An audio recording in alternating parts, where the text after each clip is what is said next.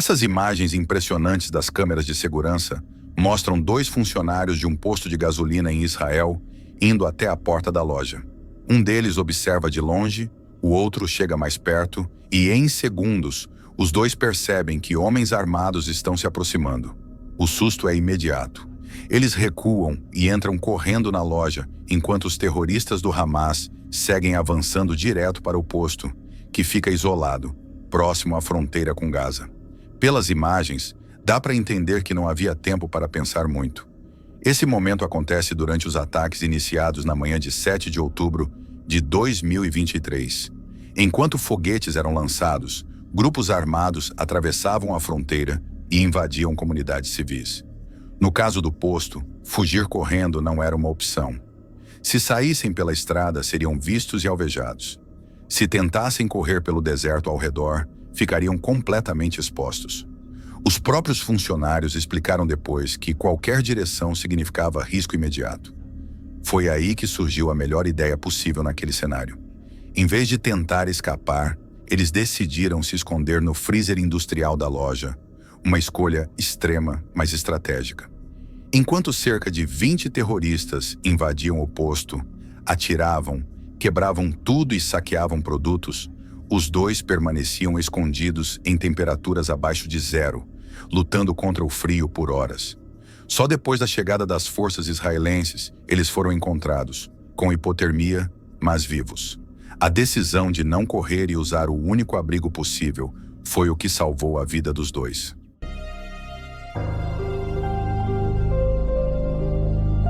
Valéria Marques tinha 23 anos e era uma modelo mexicana que também atuava como empresária e criadora de conteúdo digital.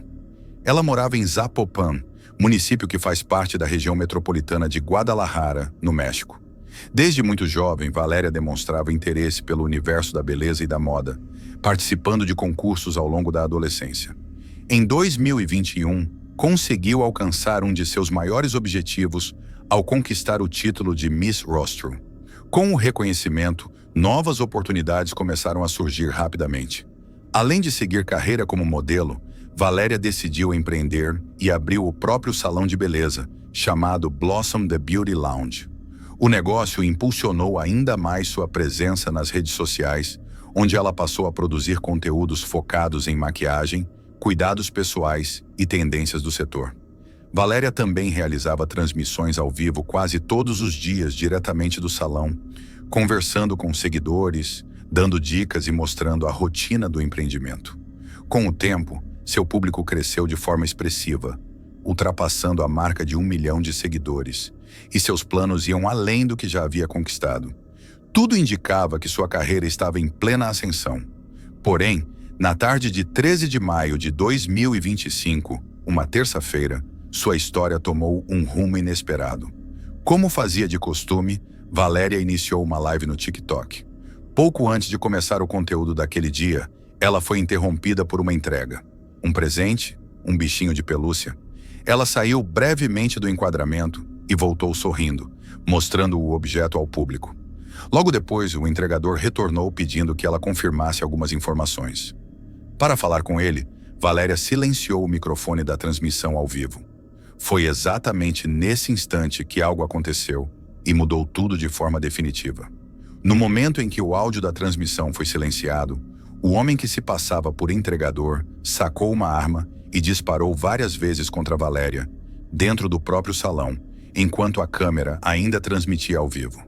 Quando o socorro chegou, ela já não apresentava sinais de vida, e o autor do ataque havia fugido rapidamente do local. A única evidência inicial disponível para a polícia foi um breve trecho da voz do suspeito, captado segundos antes do som da live ser cortado. Como o crime ocorreu há poucos meses, as investigações seguem em andamento, e até agora, o responsável ainda não foi identificado oficialmente. As imagens do ocorrido se espalharam rapidamente pela internet, ganhando destaque tanto na imprensa quanto em páginas de entretenimento. Com isso, surgiram diversas especulações. O nome mais citado nas redes sociais, que posteriormente passou a ser tratado como suspeito, é o de Ruiz Velasco, apontado como integrante do alto escalão do cartel Nova Geração de Jalisco, organização que atua na região onde fica Zapopan. Relatos indicam que o ex-namorado de Valéria teria ligação com esse grupo criminoso, ou que ela teria se envolvido sentimentalmente com alguém próximo ao cartel pouco antes de sua morte. Essas informações alimentaram hipóteses de um crime motivado por questões pessoais ou por possíveis conflitos ligados ao crime organizado. Valéria já havia demonstrado receio em relação ao ex-companheiro em publicações anteriores, e a imprensa local divulgou mensagens que supostamente continham ameaças. Outro ponto que chamou a atenção aconteceu logo após o ataque. Uma funcionária do salão aparece pegando o celular de Valéria e encerrando a transmissão ao vivo. A atitude, feita de forma calma e sem pedido imediato de ajuda, gerou desconfiança e levantou suspeitas sobre uma possível participação dela no caso. Ainda assim, não há provas públicas que confirmem qualquer envolvimento. Até o momento, nenhuma das teorias foi oficialmente confirmada ou descartada. O que se sabe é que se trata de um crime grave, registrado em tempo real, cuja autoria ainda não foi esclarecida, deixando muitas perguntas sem resposta.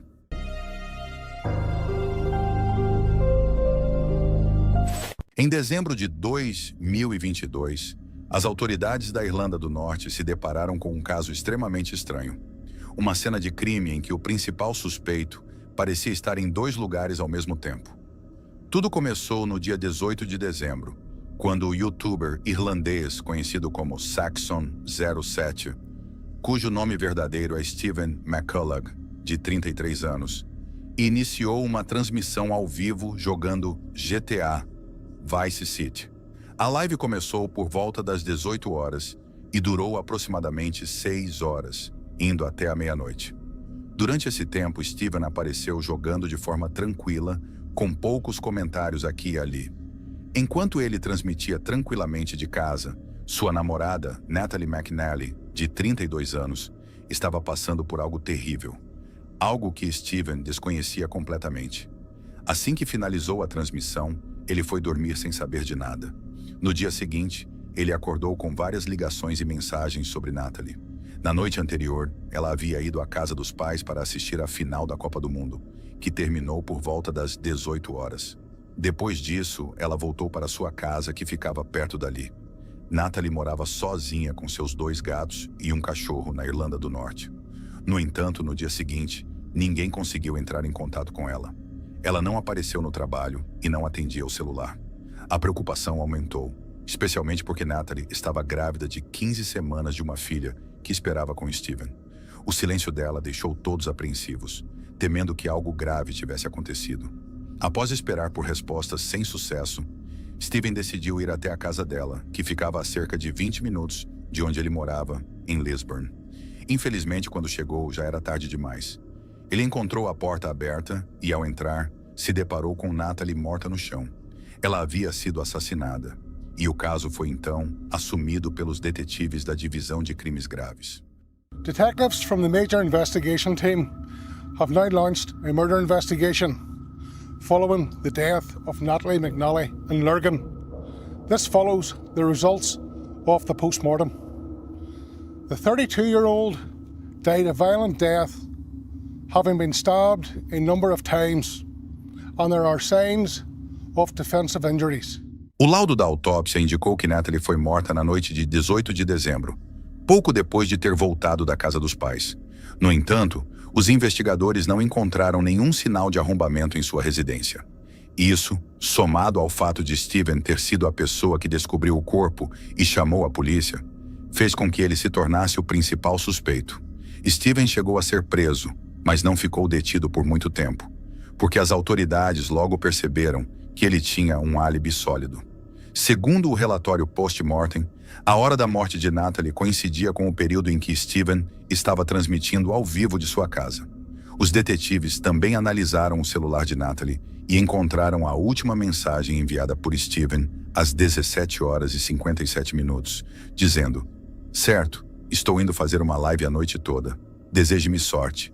Ao que Natalie respondeu: "Talvez eu dê uma olhada na sua live mais tarde." Essas mensagens ajudaram a comprovar o álibi dele e o livraram de qualquer suspeita direta, mas ao mesmo tempo deixaram a investigação sem rumo.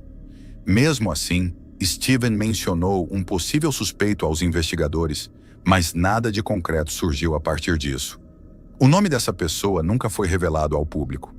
Felizmente, alguns dias depois, os detetives encontraram imagens de câmeras de segurança que mostravam um homem vestido de preto, usando tênis brancos, caminhando em direção à casa de Natalie às 20h52.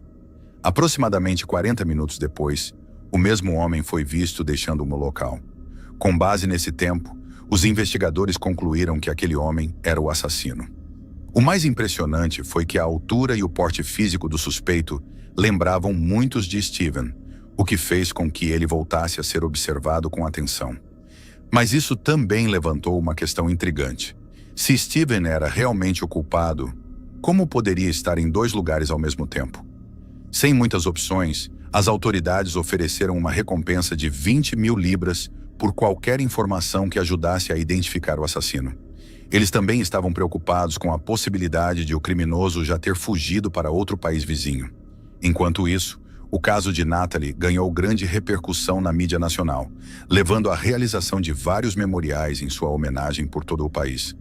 Isso aumentou ainda mais a pressão sobre a polícia para resolver o caso rapidamente. Várias pessoas foram presas durante a investigação, e até o carro de um suspeito chegou a ser apreendido. No dia 5 de janeiro de 2023, os investigadores encontraram a arma usada no crime, uma pista crucial no andamento da investigação. A arma do crime foi identificada como uma faca da própria casa de Natalie. No entanto, até então, nenhum dos avanços na investigação havia ajudado a identificar quem era o verdadeiro assassino. Isso mudou em 31 de janeiro, quando a polícia prendeu Steven novamente. Desta vez com provas sólidas. Descobriu-se que a principal peça que o mantinha fora de suspeita, a transmissão ao vivo, era uma farsa. A suposta live era, na verdade, uma gravação feita dias antes e programada para parecer que estava acontecendo em tempo real. Após a nova prisão, os investigadores examinaram o computador de Steven e encontraram a gravação original, que havia sido feita no dia 14 de dezembro, 4 dias antes do assassinato. Além disso, localizaram um motorista de táxi que relatou ter levado um passageiro com a descrição física de Steven por volta das 21h30 do dia do crime. O táxi deixou essa pessoa próximo à casa de Steven. O detalhe mais importante foi que o motorista contou que o passageiro esqueceu a carteira e correu para dentro de casa para buscar o dinheiro. E essa casa era justamente a de Steven. Essa evidência foi crucial para comprovar que ele havia saído de casa naquela noite e ido até a residência de Natalie para cometer um assassinato premeditado. Olhando para trás, havia várias pistas suspeitas na falsa transmissão ao vivo que deveriam ter chamado a atenção. Por exemplo, o título da live era Noite Violenta, transmissão especial de Natal com jogos. Logo no início do vídeo, Steven alegou estar enfrentando problemas técnicos com o programa de streaming, o que ele usou como justificativa para não interagir com os espectadores no chat ao vivo. Um comportamento estranho, considerando que transmissões ao vivo geralmente envolvem interação constante. Well, because this streaming software is kind of up the left, it means I can't check the live chat, which is a real shame. So, by all means, talk amongst yourselves. Essa desculpa dos problemas técnicos foi o suficiente para que ninguém questionasse por que ele não estava interagindo com os espectadores. Algo que, na verdade, é o principal objetivo de uma transmissão ao vivo, ao contrário de simplesmente postar um vídeo gravado. Além disso, logo no início da transmissão, Steven fez questão de repetir várias vezes que o dia era 18 de dezembro. Isso parecia ser uma tentativa deliberada de reforçar a ideia de que aquela gravação estava realmente acontecendo ao vivo naquele exato momento. Hello to all on this glorious Sunday evening. So I just thought, why not? I'm gonna do a live stream because this day next week is Christmas. So what more could you want for Christmas other than an evening with your old pal Steven? Aparentemente, Steven fez tudo isso para fortalecer ainda mais seu álibi. Como se dissesse, vejam, eu estava transmitindo naquela noite, até mencionei a data no início. Além disso, vários momentos da live, que antes pareciam insignificantes, ganharam um novo e muito mais perturbador significado depois que a verdade veio à tona. Por exemplo, houve um momento em que ele cantava algo sobre matar alguém dentro do jogo, o que, após a revelação dos fatos, pode ser interpretado como uma referência enigmática e macabra ao crime que ele havia cometido na vida real. I need to kill it. I need to take her down. 'Cause I won't pass the mission if I don't get this to die. Tra-la-la. Outro detalhe estranho acontece em um ponto da transmissão. Steven faz um trocadilho que soa muito parecido com o nome de Natalie. Yeah, that's physics. That's what would happen in the real world. Absolutely. Absolutely. Esse foi, sem dúvida, o momento mais assustador. Eram por volta de 7 da noite e ele estava atravessando o riacho. Durante o intervalo da transmissão ao vivo, de repente, o aviso de "Voltamos em breve" foi trocado por um pôster do filme de James Bond, chamado Sem Tempo para Morrer. Mais tarde, Steven afirmou que aquilo foi um acidente.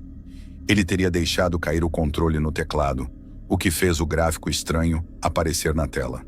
No entanto, como hoje sabemos que a transmissão ao vivo era, na verdade, pré-gravada, fica claro que ele inseriu intencionalmente esse gráfico na edição do vídeo. É provável que isso tenha sido uma alusão ao crime que ele planejava cometer naquele mesmo dia. Essa teoria se torna ainda mais convincente ao considerar que o pôster do filme apareceu por volta das 21h15, exatamente o horário em que ele estava na casa de Natalie, cometendo o crime brutal.